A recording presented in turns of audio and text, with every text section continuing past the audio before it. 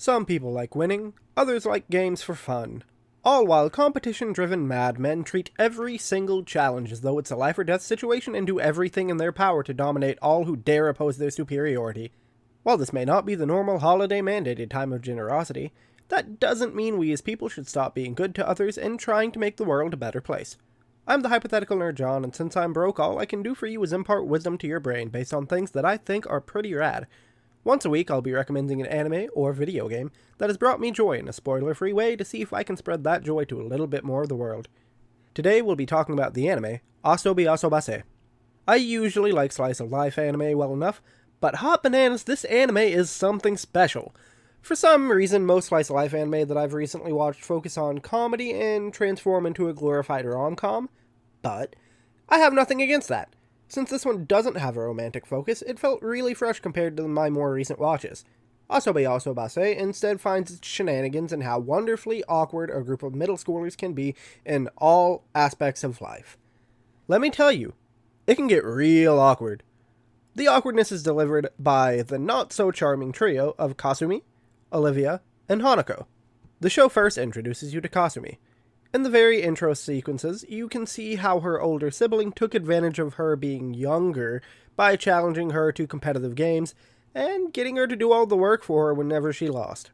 This led to Kasumi becoming a character I know and love in this anime.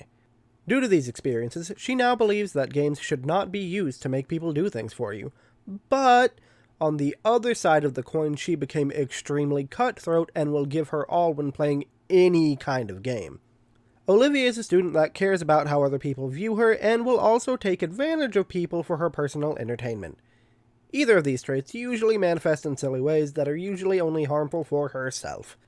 This character made up a backstory of being an American exchange student to come off as exotic and foreign to her classmates, even though she was born and raised in Japan. She even goes so far as to perform poorly on her Japanese test when she grew up and completely knows how to speak Japanese. And even though she has the persona of being trendy American and has foreign parents, she's pretty terrible at the English language. Hanako, the final of the dynamic trio, is just really determined to be popular. Everything she does usually has some sort of basis in a scheme to become the stereotypical popular student. Due to this, she comes off as being pretty dumb. In her desperation, she follows a bunch of fads and feels as though she should be popular since she is doing everything right to check off the boxes, but she falls flat and has the weirdest flip-flop of being both extremely confident in herself and questioning the validity of her life due to her lack of being conventionally popular. This ragtag group come together to form a club that essentially just plays games after school. This happens because Kasumi is failing English and asks Olivia for help. She deflects, but due to her exchange student facade, it turns into Kasumi teaching her about Japanese pastimes in exchange for English lessons. Keep in mind, Olivia is real bad at English. Hanako winds up tagging along since she and Olivia were already established as friends. Thus, the comedy of the show ensues. The Pastimer Club, while having a completely and totally nebulous name, coincidentally is also very skewed in what they wind up doing. Due to the combination of Olivia trying to get out of doing anything having to do with English, Hanako proposing tabloid-style tasks to get popular, and the main force behind the wild pastimes is Kasumi, who takes everything to the extreme and can be kind of terrifying in her efforts. To give you an example without context, they play a game where they see who can toss their shoes the furthest, and a student ends up severely injured, hospitalized, and very likely crippled in some form for the rest of her life.